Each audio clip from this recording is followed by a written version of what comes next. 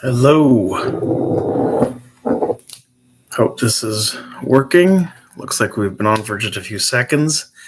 Hello, this is Mike, waving at you from Julie Flynn Strong YouTube channel. And just wanted to say, hey, it's been rough a few weeks, but just kind of glad to be here. For the few folks who love to leave us some very kind messages and comments, those are much appreciated. And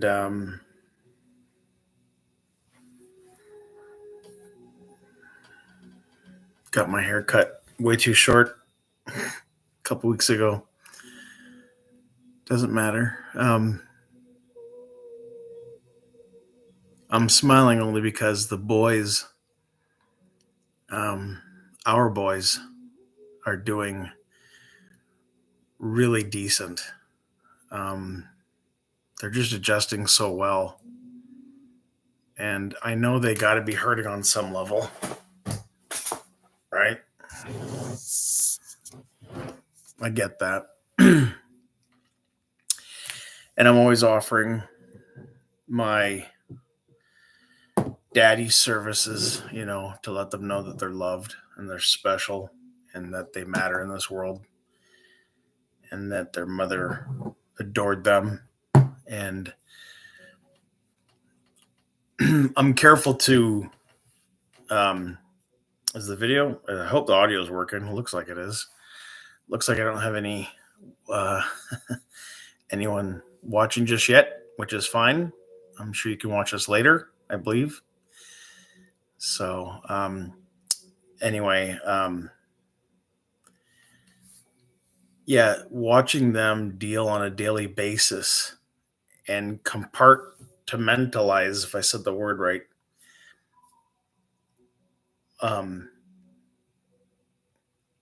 whether we're going to the store or maybe get some drive-through fast food. Maybe we got like a gift card from some friends or family. And so once in a blue moon, go get them something. Or they're jumping on the bus to go to school. Just your mundane everyday activities. Maybe they go and check the mail for dad. I'll give them the keys and they walk over. It's a little ways. It's not far, but it's not at our house. It's a complex we live in, right? So everyone has to converge on this one spot. And so I think the boys, once or twice a week, they like to go do that. They've got some chores to do every week, like every kid should. I know I did as a kid, that's for sure. They're great with that. Never any beef or talk back. They're awesome when it comes to that stuff. I try to keep myself busy every day with a couple things that need to be done. And that helps. That's huge. Just the silliest, littlest stuff so that you're not just sitting around missing that one person that you love and adore and miss badly, right? So, word of the wise, I think the advice today would be whenever you're grieving or extremely sad or going through a really rough patch, and this is so easy to say and almost infinitely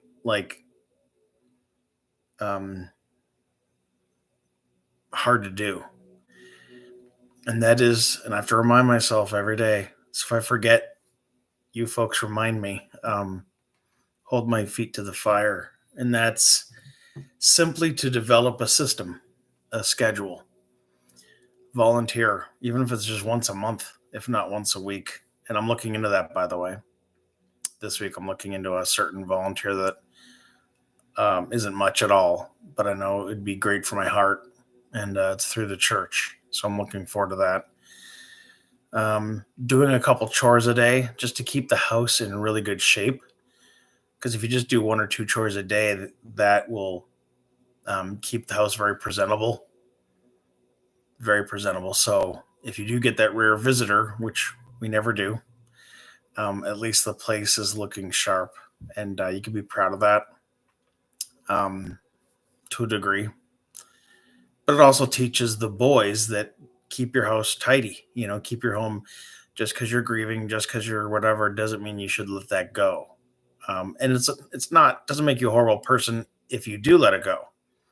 And we have on occasion, yes, and then we clean it up, and then it gets bad again after 2 or 3 weeks or whatever. Um, but when it does get cleaned up and we all chip in a little bit, it looks so much nicer. It just makes you feel a bit better, and you can see it on their faces too. They're like, "Wow, Dad, this place does look good. You did good today." And I'm like, "Thanks, buddy." The next week I might say, "Oh, you guys did a good job. You did what I asked. You didn't give me any grief. And look at this place. It looks amazing. Thank you." So there's those little things that matter so much, maybe even more now than on a relatively normal life where everyone's alive and doing decent. Um, I think you have to cling to some of those mundane things. Um, so yeah, the world perspective doesn't change so much.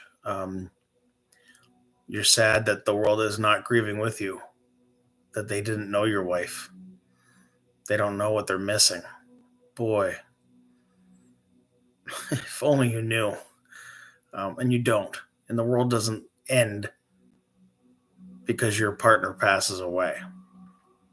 Sadly enough, of course, in your mind you think everything should stop, and it's not the that's not the way the world works. I mean, there's tragedies in Israel that we're very close to in our hearts that we follow.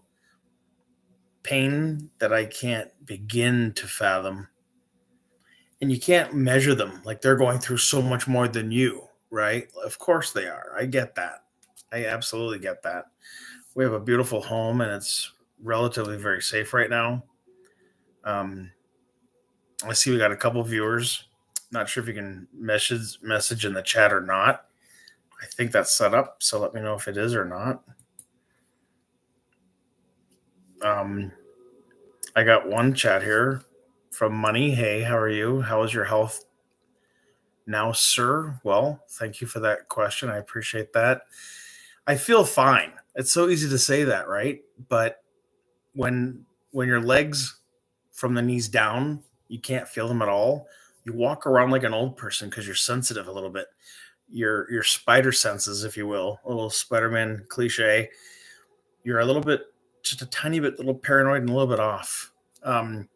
Dealing with my diabetes, it's rare that my diabetes is under control and in a good range. Okay, and because of that, that adds to a lack of balance. Now that's my fault. That's up to me to keep those sugar numbers in a good spot. That's all on me, 100%. So I'm working on that. And some days are a lot better than others. So some days I'm winning, right? My mind, my head is relatively in a decent place most all day, every day. Most. There's pockets of each day where there's an extreme depression. And I've had that before in my life growing up, having come from an extremely broken and abusive family. But this is like nothing I've ever experienced before. And so there's the fear is, when am I going to get out of this funk over my head? So there's those issues to deal with. I have one shoulder, this one, it's brutal. It's bad. I can hardly do certain things. Even we don't have a football right now. We used to have three. Don't know if we lost those in the move, but even throwing that to my 12-year-old boy, a good 5-10 yard pattern, go for a post, throw. That right now is extremely hard, much harder than it should be for a guy my age. So a little bit of rehab might be a good idea. I had done a little bit of that back in Bay City, Michigan, where we used to live, and that helped a lot. So I might need to look into that. Um, so yeah, I'm doing fairly decent. This is the frustrating part because when you don't have a job or a career like I'm used to, um, you have all day to yourself, and there's not enough work or enough things to do in the day to keep you very busy. And I'm not one to just do anything just to keep myself busy. So when you're left to your own thoughts and your own depression or whatnot, it makes that grieving process much harder than I think it could be. So again, thanks for that question. How am I doing? My spirits are usually really decent, just because I got a really good, firm faith in God, and I know how I should act and how I should feel, and I try to make it. I try to live up to that, and I do that for a lot of reasons. My hope is in Christ, and my faith grounds me to remind me that you're okay. This might suck. Um, you might be going through a bad mood, or you might be having a rough afternoon, but in the big scope of life, you're okay, because I know what I got to look forward to, and I know in that my wife will be there. Um, I know in heaven there is no marriage. It mentions that in the scriptures in the Bible. So that's kind of a double pronged heartbreak, but I do trust that it'll still be a beautiful, wonderful place. So I'm not going to miss or want for anything, right? It's total peace, total love. So there's that. And yeah, anyway, so that's the underlying foundation of my everyday and my dreams as well. And I pray. And Julie, I meet her in my dreams very often. That first few weeks when she passed, I didn't at all. And then it seems like almost every night she's in my dreams a little bit. I've always been a guy that, um, when I sleep, I remember most of my dreams. I don't remember them nearly as much as when I was a kid, but I still remember my dreams each and every day quite a little bit. My wife, Julie, didn't, she hardly remembered her dreams in the morning ever. So if she did, it was rare. To her, it was a treat. Like, oh, I had a dream about you and me, and we went on vacation and something cute. But she was happy to explain it and share it because it was rare for her, and it was always really positive and really happy. So she was glad to share those things when she could. So yeah, there's three of you. Hey, sorry for the short notice. I didn't really give that for the live today. I'm kind of more checking this out, see how this works, giving you all some updates on the family. Just reiterating real quick, the boys are doing good. Their humor, which they get from me, I'm just being honest, they do. They'd crack mom up a lot. Julie would love to hear their little intricate thoughts on whatever it might be and their shenanigans. Always up to something. Nothing bad, but they'd push the limits with mom a little bit, and she would yell on occasion, and that's when I'd get involved and then help calm things down if need be. But no, she loved their everyday little antics, and I think they miss that a little bit. Not enough for tears, nothing like that, but I think they do miss that, of course. Um, and then our oldest two boys, Grant and Gabriel, don't really like the camera. They don't hate it; they just don't want to bother. They're teenagers. They are in grade 10 and grade 9, and they're a little bit too cool for school, if you know what I mean, in terms of online video and all that stuff, YouTube, whatever. They support it. They support what I'm doing and the memory that we're trying to keep alive in my wife, Julie. They think it's great. They hope we get a lot more subscribers. So please share and like this video. We've lost a few subscribers, which we understand. We get that. But yeah, we'd like to get a couple thousand people on here. But One piece of good news, because we had so much backlash, especially lately, I still have a GoFundMe for Julie, of course, but I have taken down the link. You may have noticed, probably not, on Julie's YouTube channel. There was a beautiful little blue link right underneath the banner, and I took that down because some people are just so paranoid that people are just trying to scam them, or if they're not worried about the scammy part of it all, they are the crowd that says, "How dare you ask for anything when you just went on a cruise with the family for a week? How dare you? You are such a horrible person." And they just don't know, do they? Like some of you who write beautiful comments, loving comments. Um, they don't know that that cruise was fully paid for by someone else. And if it hadn't been, we wouldn't have gone. Simple as that. So, and again, shout out to that lady from our old church in Florida. You know who you are, and we'll never forget you for that amazing benevolent gift that you gave us. Because the memories that were created were phenomenal. They were life changing. Those boys will never. They're at an age now, of course, where they won't ever forget those memories. And it wasn't just one or two really good ones. It was a week. It was 8-night cruise. There was at least a dozen, maybe 2 dozen amazing memories that were created for that cruise. And me and my boys didn't um, spare a penny. I think I might have bought each of them a lanyard for $5 or $10. Like in that promenade. Royal Caribbean has those, not like a mall, but they have the promenade, not the promenade. It's promenade, and I think I bought each of them like a lanyard for their room key to swipe, and then of course for school if they wanted to use them. I don't think they're using them. I think they hung them up as a keepsake. So I know I spent that on them. Meals were all included. Um, I did splurge and get them each a milkshake at Johnny Rockets. That's the big brand that Royal Caribbean has hitched itself to. Burgers, all that kind of stuff. Fries. Julie would have loved that.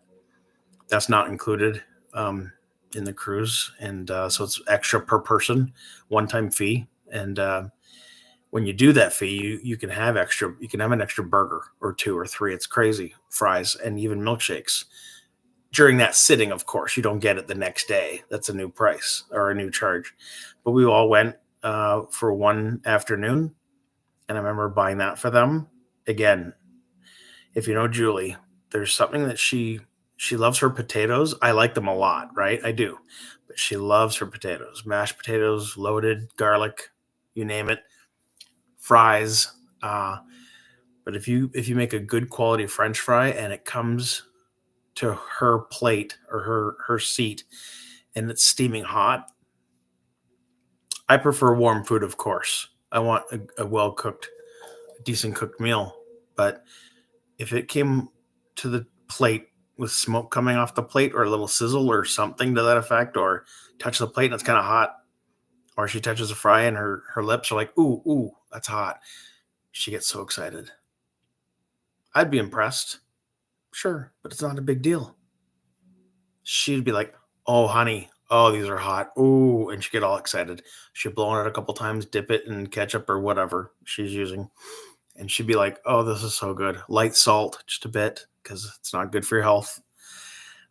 She'd be just in her glory. The little things sometimes she loved, she loved. And so we joke about those things. If we have a nice French fry and it's extremely hot or exceptionally hot, we all will say, "Oh my gosh, mom would love this. These fries are so hot and they're so good."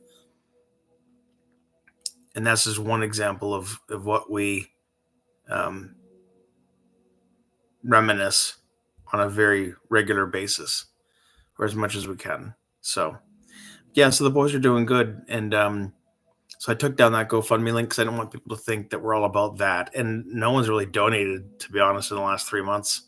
If you have, then thank you. But from what I can assert, there hasn't been one donation in quite a while. So, and we get that, we do, because at the end of the day, no one owes us anything at all. and we've been extremely blessed by the folks that have donated to our GoFundMe since we started doing that. um, can't begin to explain the appreciation we have for that. So anyway, today's Monday, September 16th. This is just a basic update for you. We wanted to kind of just let you know that we took the GoFundMe link down because we want that to be the focus at all. If anyone wants to donate, we might create a donate button. Let me know if any of you have issues with that. I still might put one up regardless of what you all think, but I guess since so many people like to chime in with what they think we should do and how we should go about it, I might open up some comments.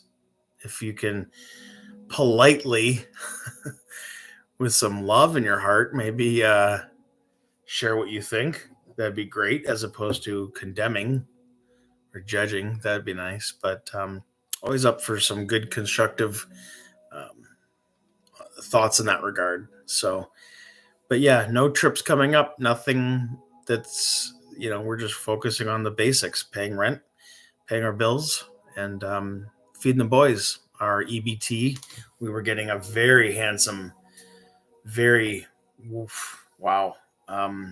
In Florida, we were getting phenomenal food stamp assistance from the government. But now that we're in a new state and we canceled the old account, of course, because that's the right thing to do, here in Illinois, we got approved for $20 a month. And I was very upset by that because I can't feed 3 growing boys, let alone myself, for $20 a month. So we felt that hurt greatly. But I never thought I'd say that for being approved for food stamps. Like, we were approved. Like, that's huge. That's a blessing. Kind of. But yeah, when you're on survivor's benefits, that's considered income, even though it should not be considered income when it comes to EBT. Unfortunately, it's a version of Social Security. And the government, when you get assistance, whenever you have any income that's on a regular basis, they just flat out see it as income, period.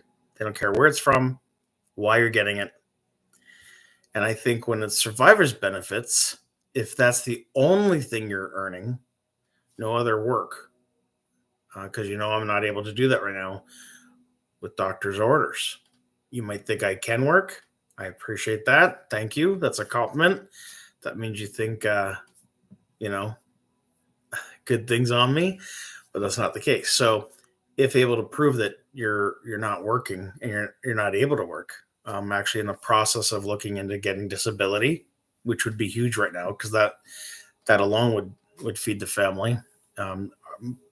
Disability, if I get that, it won't be $1,000 a month. Like some folks, if you got that today, you might get $1,000 a month, $1,500. Maybe if you had some 20, 30 years of work history, like a lawyer or a doctor, you might get $2,000-3,000 a month. I think it's $3,800 is the max. I know for a fact I wouldn't get $1,000 with the work I've done in the last 30 years. So, but whatever I might get would go towards that food issue. The being able to comfortably have enough money each month for the basic groceries and whatnot. So, yeah, in Florida, we were getting the max for family of 4. So you can Google that and you can look that up yourself. It was amazing. When Julie was alive back in 23, we weren't getting that much, but we were getting close. And when we got approved for that while she was working, they still gave us quite a bit of money in terms of food stamps. She was just in tears, overjoyed. So glad I applied, that I looked into it. And when you apply, there's a lot of hoops to jump through. Trust me. It's a lot of work, but well worth it. And you do that for your family, especially when you're not working. Obviously, you do what you can, right? We all do. I think when I say that, I mean all of us who love our kids and want to be productive, of course. So anyway, yeah, but I did get insurance from the state of Illinois, which was amazing. So that's a huge, I can't begin to explain how that's huge for us. It really is. And so I've seen a podiatrist 3 times since I've been here in the 6 weeks I think we've been here. And he's an amazing doctor, and we like him a lot. And I haven't paid a cent for that. Those are at least $200 per visit if you're a cash paying customer or patient. And I haven't had to pay a cent. So, yes, that is like, um, I'm overjoyed by that. And my boys are too. They're like, wow, you got that for free, Daddy? I'm like, yeah, I applied, and the state is covering you guys and me. And so they're very, they're still co-pays, of course. I think it's $20 per kid, that type of thing, when you go for a basic checkup, which, by the way, reminds me, each boy needs a physical here in Illinois before the end of September. So that's another, I think it's like $60 for all three, or it could be $30 per child. It's not bad. It's not bad at all. It's not bad. So, but it's, another $90 if that's the case. So, but we will do that. That's a necessity. The schools have to have it. And the nurse spoke to me, and she was amazing. Very nice lady, very caring, which was nice to see. And yeah, we'll get that done. I think we'll go to one of the few providers they listed for us to go see, like on a Saturday morning, so they don't miss school. So that's coming up here soon.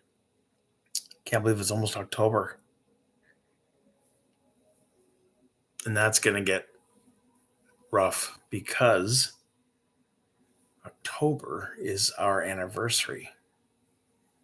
And it's one of my boys' birthday. So the hard months of October, November, and December, Christmas, first one without mom, those start very soon. And I don't know how that's going to go. I'm sure it will. I might get numb. I might not. I'll participate for my kids' sake, of course. I don't want to withdraw from life. I don't want them to see that, even though I want to. Um, Sometimes just curling up in bed with your blankets over your head is, sadly enough, um, the only thing you can do some days for 20 minutes, maybe 2 hours. Just hibernate. Just take care of yourself. And then get back to life. Help the boys with something. Go make dinner. Just almost anything. So anyway, the boys are doing good. And Graydon says hello to all of you. He sends a big, huge hello. He's at school, and looks like he might be having lunch right about now. But he knows I think about all of them many times throughout the day. And our new little cat, Maisie, she's doing wonderful. She's been a blessing. She's been loving on the boys. If there was like one cat that was meant for us, I think, and I don't believe in that kind of stuff, but yeah, she's been such a sweetheart. So, anyways, that's pretty much the update for now. Looking forward to fall, looking forward to winter, looking forward to the seasons changing, because I personally need to see that. I haven't had that in 3 or 4 years. So looking forward to it. But anyway, any hellos to the boys, please feel free to comment below. Say something sweet, something funny.